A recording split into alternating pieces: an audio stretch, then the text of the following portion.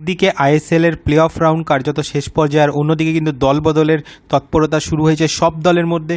আজকের ভিডিওতে অনেক ট্রান্সফার আপডেট নিয়ে কিন্তু কথা বলবো, তো চলুন আর দেরি না করে ভিডিওটা শুরু করা যাক। তো প্রথমেই যেই ট্রান্সফার আপডেটটার কথায় আসবো, চেন্নাইন এফসি কিন্তু সই করাচ্ছে ভারতীয় ফরওয়ার্ড গুরকিরাত সিংকে। মাত্র 20 বছর বয়সী ভারতীয় ফরওয়ার্ড গুরকিরাত সিং তিনি কিন্তু সই করছেন চেন্নাইন এফসিতে।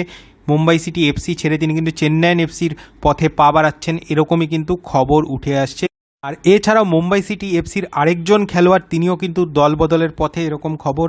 34 বছর বয়সী Spanish attacking midfielder Alberto Noguera তিনি কিন্তু বেঙ্গালুরু এফসিতে যোগ দিতে চলেছেন, এরকম একটা ট্রান্সফার রিউমার কিন্তু উঠে এসছে।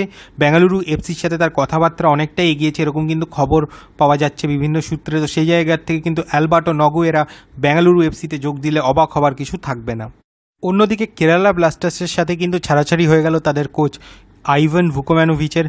গত 3 বছর ধরে তিনি কিন্তু কেরালা ব্লাস্টার্সের সাথে যুক্ত ছিলেন এবং তার কোচিংয়ে কেরালা ব্লাস্টার্স পরপর 3টে সিজনে প্লে অফের জন্য কোয়ালিফাই করেছে, যদিও একবারও তারা কিন্তু টাইটেল জিততে পারেনি। অন্যদিকে আইভান ভুকোম্যানোভিচ যে কন্ট্রোভার্সির বাইরে ছিলেন তা কিন্তু নয়। বেঙ্গালুরু এফসির বিরুদ্ধে কেরালা ব্লাস্টার্স যখন তারা ওয়াকআউট করে সেই সময় কিন্তু সেটা নিয়ে একটা বড় কন্ট্রোভার্সি হয়েছিল।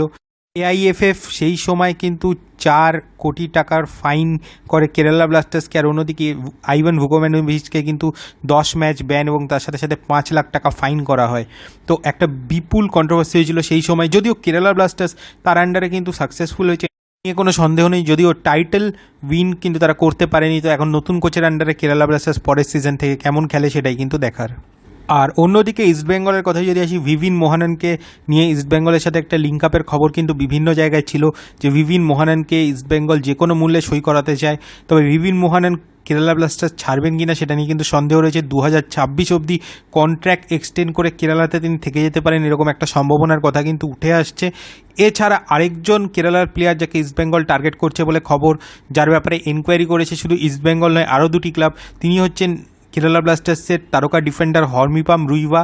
এবং হর্মিপাম রুইভাকে নিতে ইন্টারেস্টেড রয়েছে কিন্তু আইএসএলের আরও 2টি ক্লাব ইস্টবেঙ্গল ছাড়া, এবং এই 2টি দল হলো মুম্বাই সিটি এফসি এবং তার সাথে ওড়িশা এফসি।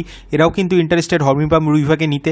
তবে হর্মিপাম রুইভার জন্য কিন্তু একটা বিপুল পরিমাণ ট্রান্সফার ফি চাইছে কেরালা ব্লাস্টার্স। তো সেই জায়গা থেকে হর্মিপাম রুইভাকে ইস্টবেঙ্গল শেষ পর্যন্ত নিতে পারে কিনা সেটা নিয়ে কিন্তু সন্দেহ রয়েছে। তারা এনকোয়ার করেছে অবশ্যই, কিন্তু একটা বড় পরিমাণ ট্রান্সফার ফি কিন্তু তাদের দিতে হবে যদি হর্মিপাম রুইভাকে নিতে হয়। 2027 অবধি কিন্তু হর্মিপাম রুইভার কন্ট্রাক্ট রয়েছে কেরালা ব্লাস্টার্সের সাথে। তবে শুধু হর্মিপাম রুইভা না, মোহনবাগানের প্রাক্তন ক্যাপ্টেন এবং কেরালা ব্লাস্টার্সের অন্যতম গুরুত্বপূর্ণ খেলোয়াড় প্রীতম কোটাল, তাকেও কিন্তু টার্গেট করছে ইস্টবেঙ্গল, এরকম খবর। যদিও এই সিজনে কেরালা ব্লাস্টার্সের হয়ে প্রীতম কোটালকে সেইভাবে দেখা যায়নি, তবে প্রীতম কোটালকে নিতে কিন্তু ইন্টারেস্টেড রয়েছে ইস্টবেঙ্গল, এরকম খবর রয়েছে। মে 31, 2026 অবধি প্রীতমের কিন্তু কন্ট্রাক্ট রয়েছে কেরালা ব্লাস্টার্সের সাথে।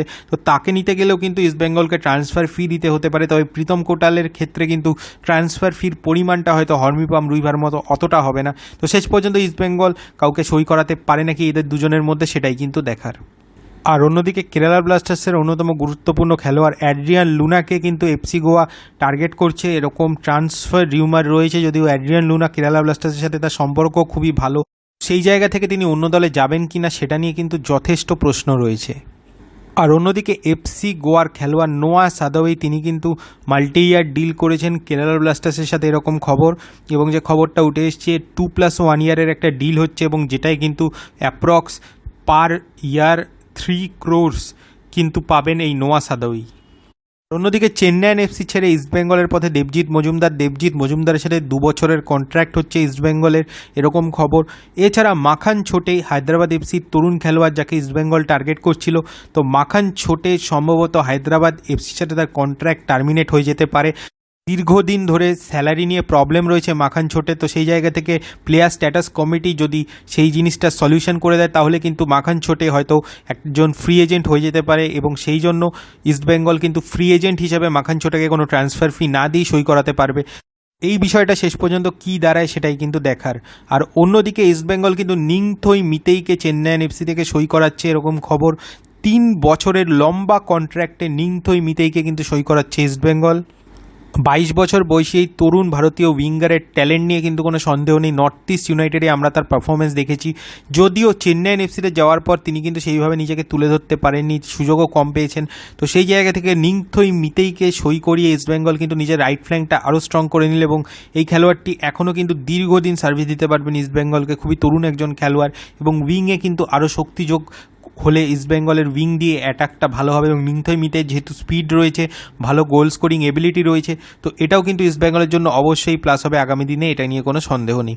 তো এই ভিডিওটা পর্যন্তই রাখছি। ভিডিওটা ভালো লাগলে অবশ্যই লাইক শেয়ার এবং কমেন্ট করবেন এবং যারা আমার চ্যানেল নতুন এসেছেন বা আমার চ্যানেলটিকে এখনও সাবস্ক্রাইব করেনি প্লিজ আমার চ্যানেলটিকে সাবস্ক্রাইব করে দেবেন। তো চলুন এখনকার মতো টাটা।